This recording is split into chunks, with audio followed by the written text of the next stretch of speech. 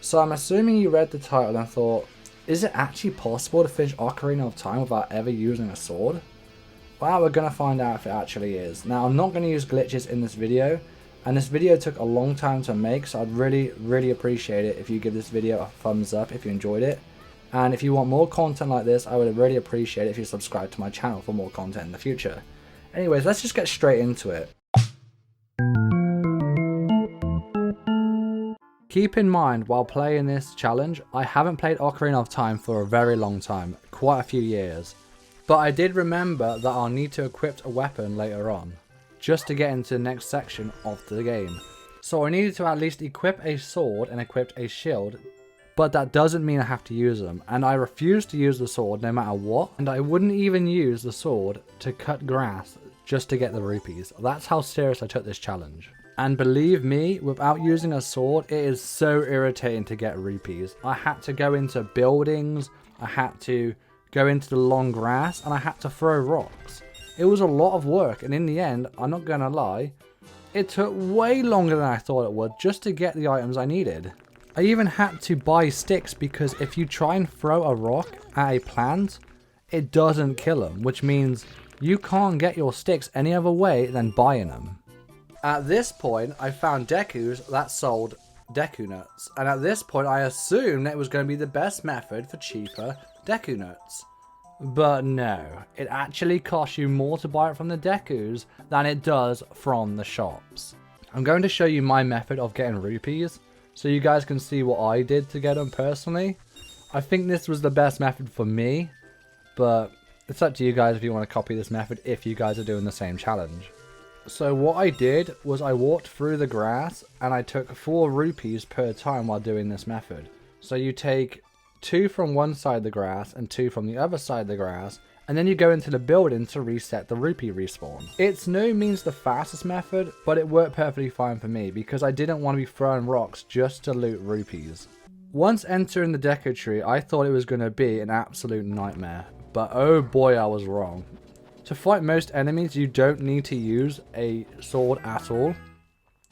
All you need is your shield, and luckily you get a slingshot so early on in the dungeon, you can fight nearly everything with a slingshot. Now, knowing that I needed to keep my sticks, I decided to always put my sticks away once I used them when it came to fire. And sometimes regrets were made where I actually did waste a few sticks. This is no means part of the challenge, but I thought I'd show you this because I thought it was kind of funny, and I don't know if it's a glitch or not, but for some reason the web didn't break. At this point I navigated through the dungeon completely normal because you don't need a sword to do this part. But I did take some nice shots on spiders from the back just to hit them, and I also stunned a spider at one point just to walk past them without any problems. When I read this part, I honestly thought I was going to have some trouble because it tells me I need to have a sword to hit her while she is stunned. And that gave me some anxiety, thinking I have not got enough sticks to fight this boss, if the sticks work in the first place. Now I only had 5 sticks to do the boss in, and luckily it was enough, but it was scary to try this boss with only 5 sticks. After I did the boss, I decided then I'm going to have to resupply back up all my sticks, my nuts and my seeds. So once again I went back to the grass method to make my rupees, and once I got the rupees I needed, I bought everything to the highest amount possible, and then I headed towards Zelda's castle, which I did again without any problems because I didn't need the sword, so it was business as usual. After this very long cutscene, I decided to head towards Death Mountain for the next part, so I could enter the Goron city. The guard suggested that I get a shield, and because I had no rupees, I decided to save the game here, then respawn back in my home by reopening my file. And after getting 99 rupees, I decided to buy the shield and head towards Death Mountain to start the next part. Once I got to Death Mountain, I realized I needed the Lost Woods song to progress through the story. Now I thought this part was going to be easy because I didn't assume that you'd need to do much combat in the Lost Woods. But there was a bit of fighting, luckily it wasn't too hard. So now we're in the second dungeon, we're ready to start the next part. Now I assumed it was going to be pretty much the same as the first one, and I wasn't that far off wrong. The lizards were a bit annoying, and at one point I ran out of supplies and I had to go back to get more, but when I came back a lot of the stuff was already done other than some enemies respawned. I was dreading the fact thinking there was going to be more lizards, but there wasn't, thank God. Now at this point I almost died. I will admit I was a bit nervous, but luckily a bat did drop some hearts. And after this I didn't take that much longer to get to the boss. The boss was a bit scary at first, but once you realize that you can kill him in only 3 sticks, it's actually a very easy boss to kill. At the moment it is looking very promising because this is the 2nd spiritual stone and is only free to get as young Link. And I decided to do exactly the same as I did for the 2nd dungeon, so I restocked up on my sticks just to make sure I was ready for the 3rd dungeon. All you really need to get to Zora's Domain is bombs, and it was also nice to find out you can pick up grass and throw it to get some rupees. Once you get to Zora's Domain, it's business as usual as always. You just have to get the silver scale and get the note and so on. Nothing's really changed from a normal playthrough. You don't need to use your sword at all for any of this part. At this part I was doing puzzles like shooting things on the ceiling with my slingshot, and then I finally found the item I was looking for. No, not her. I mean the boomerang. This item saved me so many Deku seeds from now onwards, and I was absolutely loving it.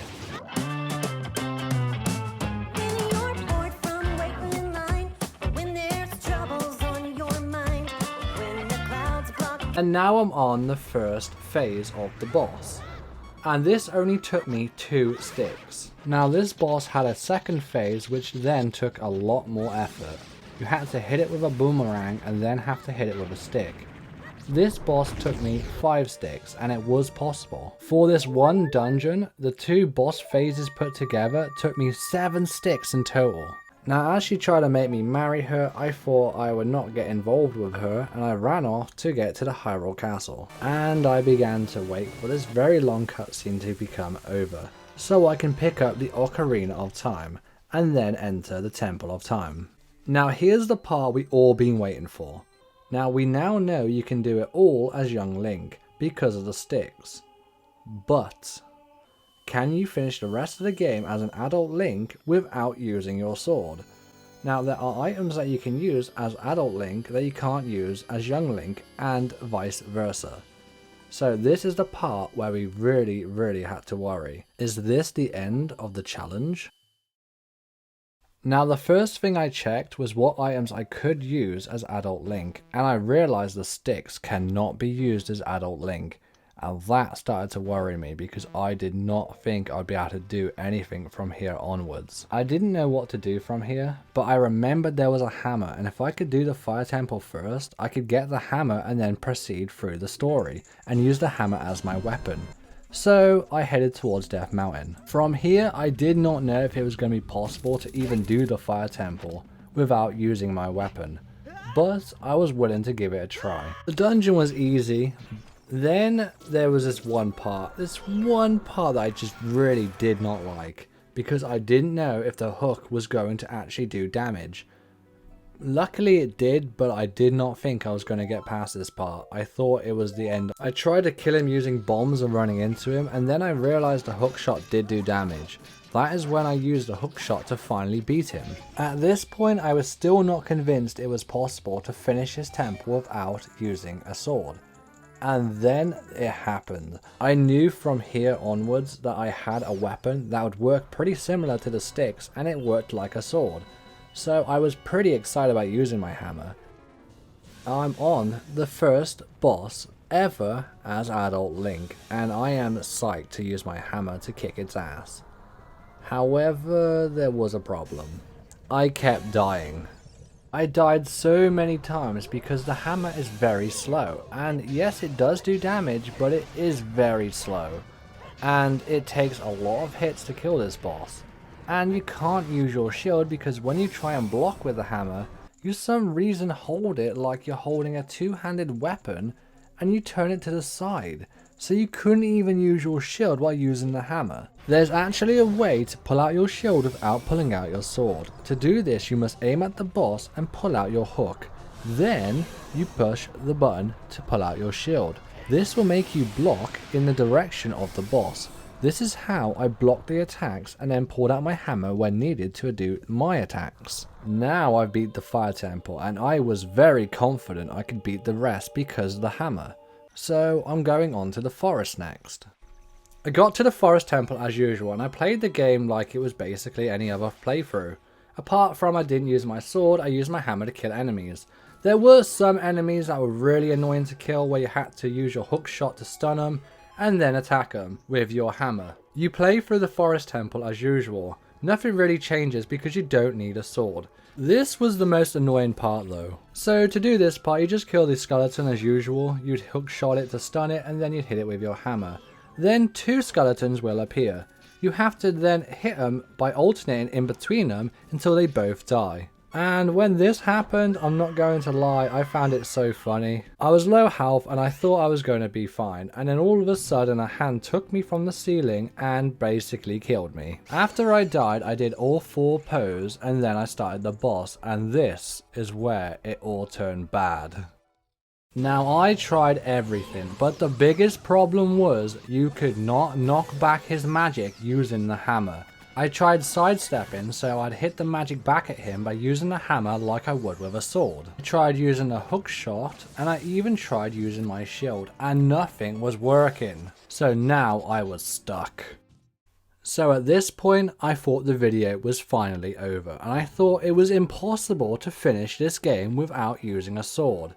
But I didn't give up and I thought, what if I tried something else? What if I tried the jar that I used to collect the fairy in? So I gave it a try and oh my gosh, it blew my mind. I can't believe it actually is working. So I could hit his magic back at him using the jar and then hit him with a hammer to do damage. And this is how I beat Phantom Ganon.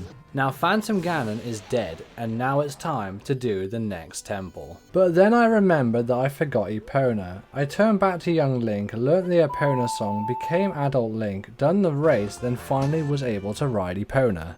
Then I headed to the ice cavern. I killed most of these enemies with little effort. I could kill the bats using hookshot and bow, and the Freezards I could kill with the hammer. Once I reached the end of the cavern there was a white wolf which I had to kill by shooting it with the hookshot to stun it, then using my hammer to do damage. After killing the white wolf I then found iron boots. I added this clip to show you I made many mistakes while doing this run. If you didn't understand what happened was I accidentally dropped the fire off the waterfall instead of on the king. Now I am at the water temple. When entering the water, you can't use your hammer, but you can use your hookshot. I was able to kill the spiked balls using my hookshot. I done the dungeon like normal till I got to this part with a gate, and I couldn't hit the switch without using my sword.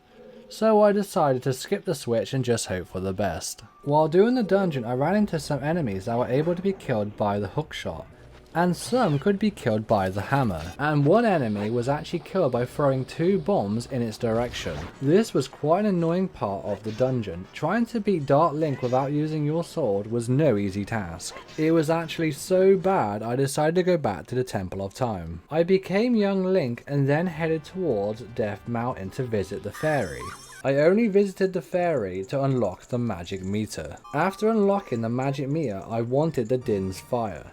So that's where I went next. Now I turn back to adult Link so I can increase my magic meter by visiting another fairy. I was confident I could beat Dark Link without much trouble. To beat Dark Link I wore iron boots to slow down his movement. Then I used the Din's Fire to do damage. This fight took my entire magic meter to beat him. I navigated through the dungeon like normal. I used my hookshot to kill stingrays in the water. Next I find the boss key and then I start the boss. This boss was very easy. All you have to do is hookshot him and then when he's close to you, you hit him with the hammer. After I finished the water temple, I was in the right spot to get the fire arrows. So I thought why not since I'm already here. Now I have to visit Sheik to unlock the Nocturne of Shadows. Now I have to go to the windmill to talk to an NPC that basically told me 7 years ago from now he heard a song, which then unlocks the Song of Storms. And now all I gotta do is just revisit him as young Link and play the Song of Storms. And now I just go down the well, and now it's basically a dungeon. And if you couldn't figure it out already, I basically have to do it like I did before as young Link. I have to use my sticks and I have to use my slingshot and basically play the dungeon like the other dungeons. I tried to fight this monster, but I ran out of sticks, so I had to warp out, go kill some plants using my boomerang, and then I had to come back. At this point I probably should have got the Sun Song, but I completely forgot about it.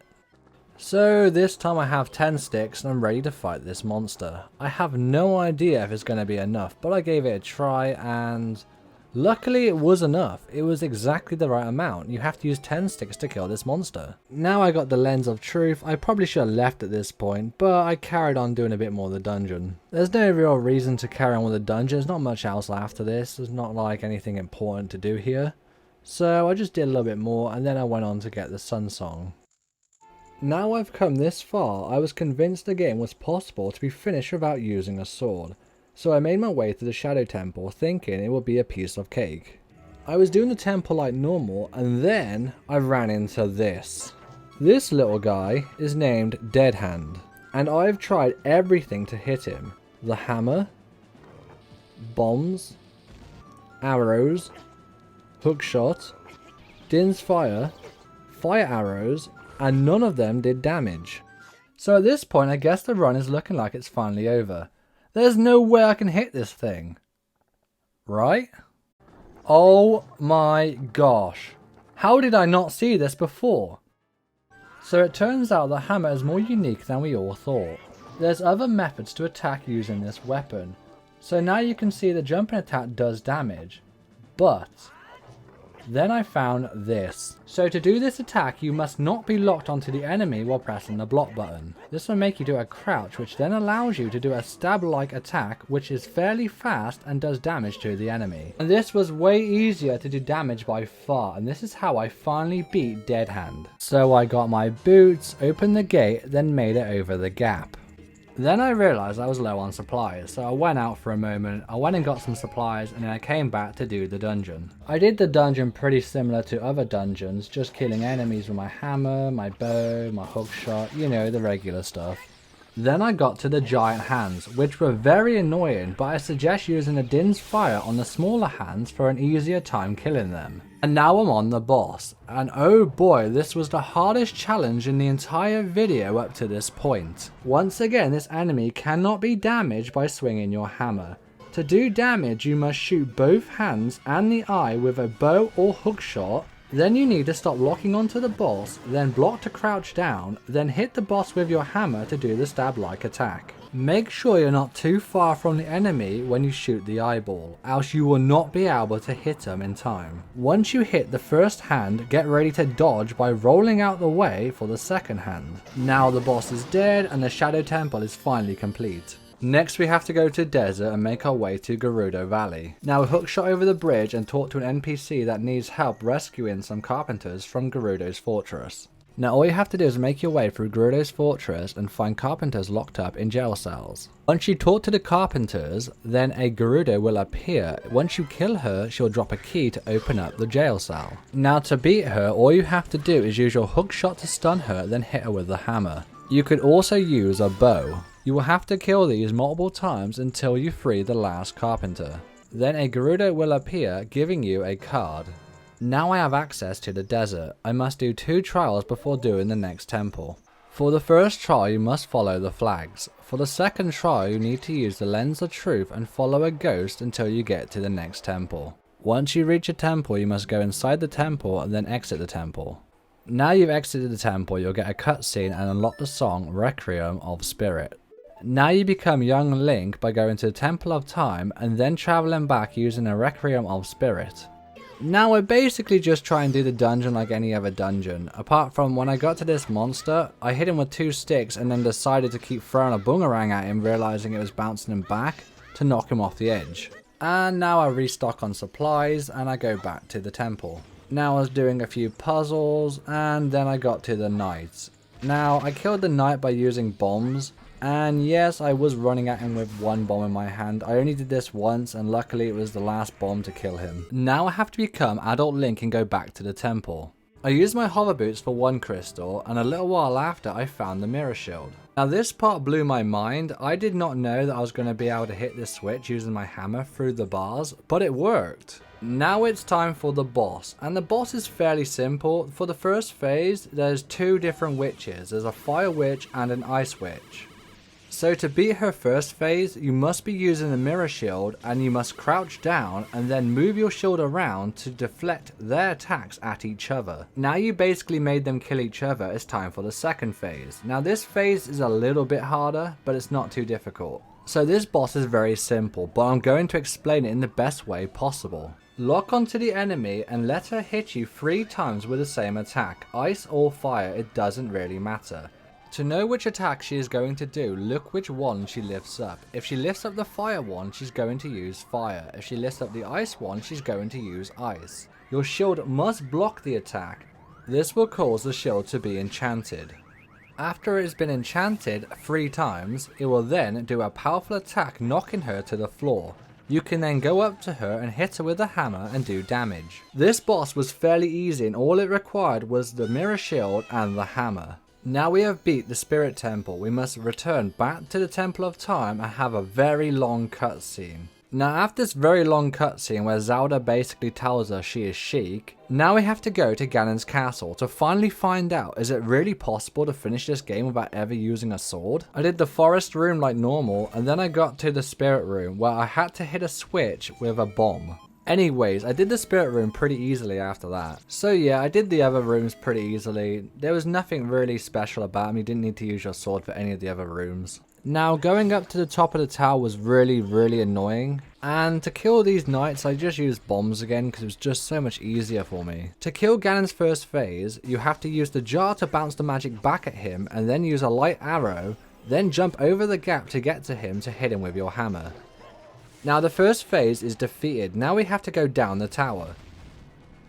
The only hard part about going down the tower were these 2 annoying skeletons which I killed using bombs for faster kills. Now I reached the final boss. This is the last thing left to finally find out, can I finish this game without using a sword even once? So the final boss comes in 2 phases. The first phase, you do not have your master sword, which shouldn't make a difference since I didn't use the sword throughout this entire run. So to beat the first phase, you must roll between his legs and then turn around to hit his tail with the hammer. To do this boss, you can't use your master sword anyway, so it doesn't really make a difference. So the first phase was fairly easy to kill him. For the second phase, you must get your master sword back. Now the game expects you to use your master sword for the last part. So now is the problem. So what the game wants you to do here is to shoot Ganon with a light arrow, then attack his tail with the master sword. However, I can't use the master sword as you already know, so there is a big problem here. But you're allowed to use the hammer to do damage up to the last hit. The last hit must be done by the master sword. So now I'm stuck for real. Right? Well, I tried everything. Like, I even tried hitting his tail with a hook shot and a bow, and I could not kill him because it has to finish on the master sword hit. So it looks like I'm finally finished. It looks like I cannot kill Ganon without using the master sword. So I guess it's the end of the video. Wait a minute. What if... Do you remember when I was fighting that one monster called Dead Hand and I could not hit him without using my sword? However, I could hit him by doing the crouch and then using the hammer. What if I tried that on his tail? Maybe it'll finally hit him, right? Well, it still doesn't count as the master sword hitting him, so I still can't kill him by using this method. Or so I thought. But if you actually swing your sword once and then do it, it actually some reason convinces the game you use the master sword to hit his tail, and it lets you finally beat the last boss. So now Ganon is defeated, your character thinks that you used a master sword and lights up the hammer like a master sword. Now Ganon is on the floor, and I tried hitting him with my hammer and my hook shot, and I just couldn't do the final blow with either. Even tried swinging my sword and then hitting with the hammer to see if it would make a difference, however it didn't. So I had to use my sword, but when I did the attack, it did not actually attack him. It put me into a cutscene which hit him with the sword. So technically I didn't use the sword, the cutscene used the sword. I didn't use the sword. So in my opinion, I didn't use the sword, but what do you guys think in the comments below? So we finally have the answer. It is possible to finish Ocarina of Time without using a sword. At least, in my opinion, it is. Thank you everybody for getting this far into the video, and I really had a blast making this video. It's been so much fun. At the beginning of this video, I actually had no idea if it was actually going to be possible to finish this game without using a sword. So the journey has been so much fun getting to this point. If you enjoyed this video, please give the video a thumbs up and subscribe to my channel for more content like this in the future. Thank you for watching, and I'll see you in the next one.